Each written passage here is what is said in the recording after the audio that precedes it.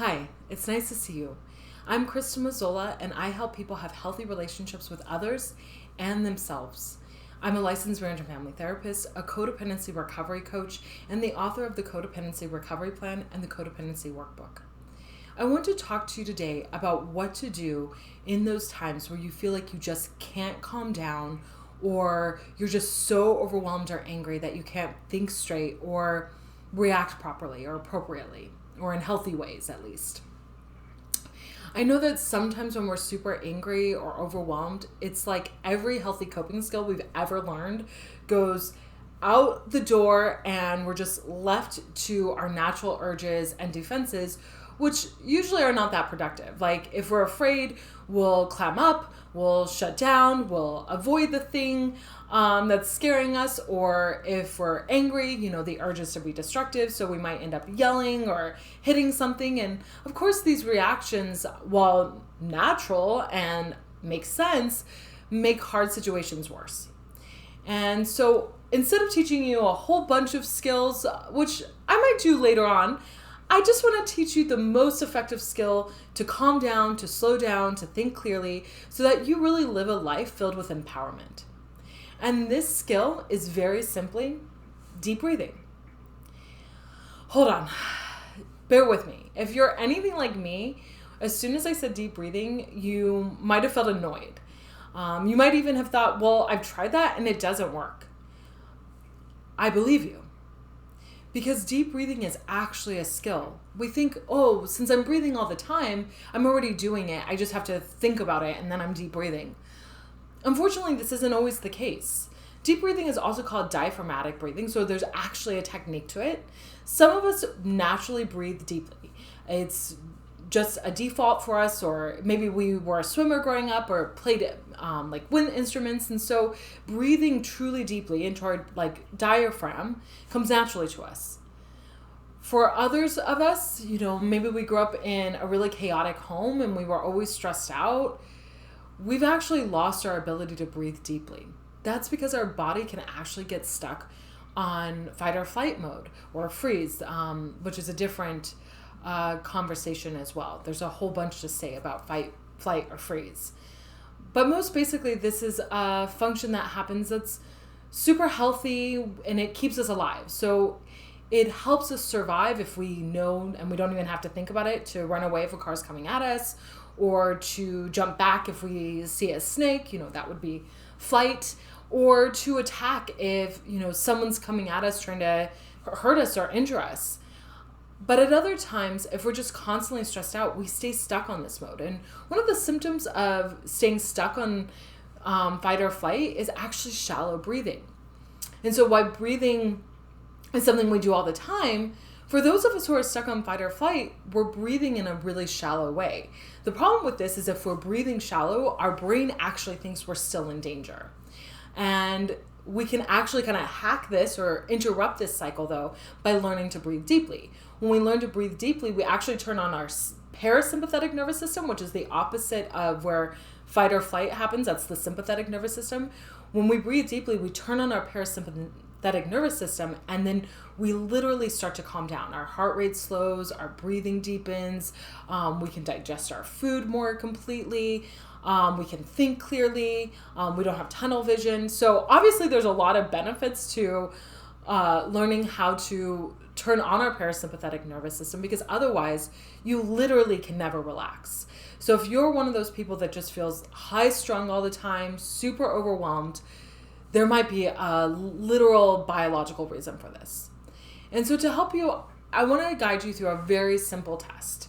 So this test is you simply put one hand on your chest and one on your belly, kind of right under your, where your solar plexus is, where your diaphragm is underneath your ribs. And so I want you to just take a normal breath in and a normal breath out. And just do that once or twice. And then I want you to breathe in, and I want you to notice which hand rises up more. Is it the one on your chest, or is it the one on your belly?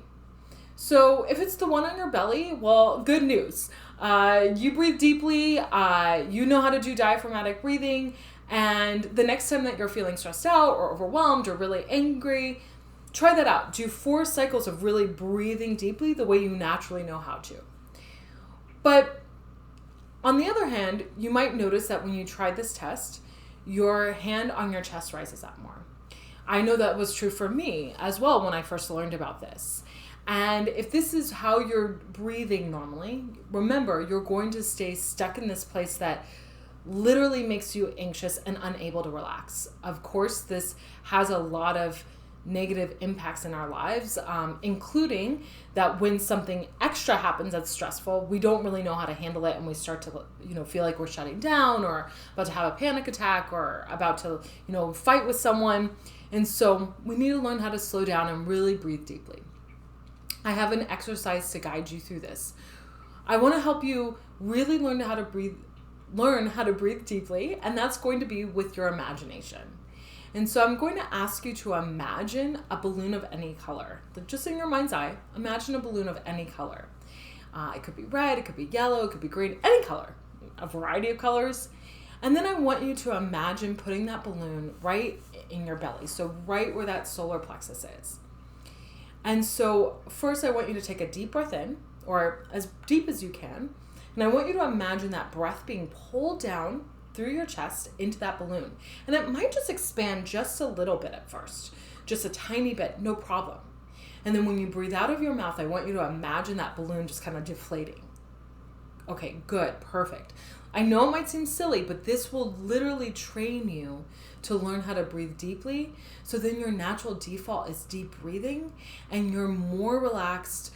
You're able to kind of think through things more clearly. You can focus better. And then in times of stress, you can come back to this because your breathing will become shallow in times of stress, and then start to relax yourself yet again. You can kind of create a really healthy, effective cycle for yourself. And so let's try this again for 3 more cycles. So I want you to take another deep breath in through your nose, and I want you to pull it deeper, deeper, deeper this time, a little bit deeper. I want you to expand that balloon just a little bit more. Good, okay. Now, slowly deflate that balloon, just releasing it through your mouth, just getting out all of that air you got in there. Okay, good. You're doing such a good job. Let's try it again.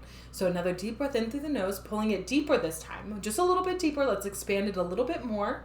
Hold it at the top, and then really get out all that stale energy from that balloon, really pushing it out with your mouth. Good. Okay, now, deepest breath of your day.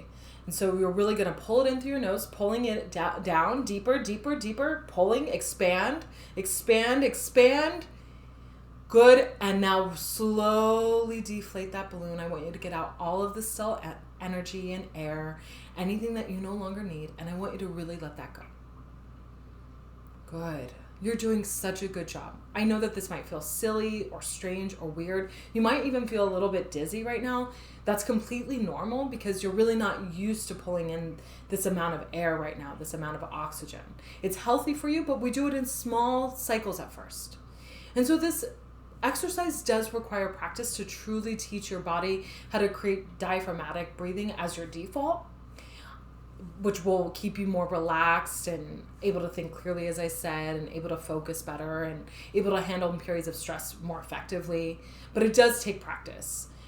It took me a year to really learn how to create diaphragmatic breathing as my default. It is amazing to me though now that whenever I test my breathing, I breathe deeply. That's amazing to me. It might not take you that long, but I will say that whatever it takes you, it is worth it because it literally allows you to relax. It literally allows you to calm down, to slow your heart rate. I know people who are really anxious, our heart rate really moves quickly. And then you'll be able to figure out how to cope more effectively.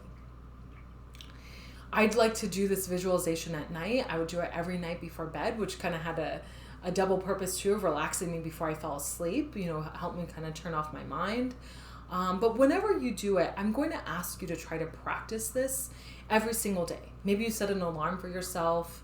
Maybe you do it when you wake up, maybe before bedtime. Maybe you do it at red lights on your drive home.